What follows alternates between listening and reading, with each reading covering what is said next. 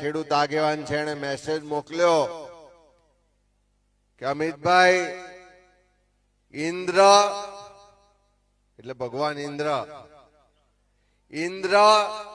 નરેન્દ્ર અને ભૂપેન્દ્ર ત્રણે ભેગા થઈને ખેડૂતોની આ પત્તર ઠોકી છે. હવે મારે એમને શું જવાબ આપવો? પણ અહીંયા જે ઘણી બધી વાતો થઈ કે 10,000 કરોડનું પેકેજ ના નામે પડીકો, 1 વીઘાએ 3500 રૂપિયા મળે, 50,000 નું નુકસાન હોય અને 3500 રૂપિયા મળે તો ખેડૂત આત્મહત્યા ના કરે તો બીજું શું કરે?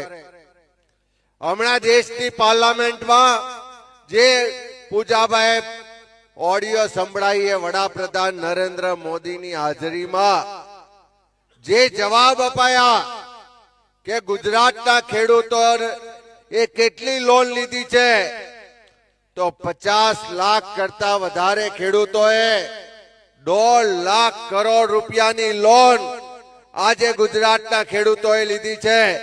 અને એ મુજબ જોઈએ તો એક ખેડૂતના માથે 56,000 રૂપિયાનું દેવું છે.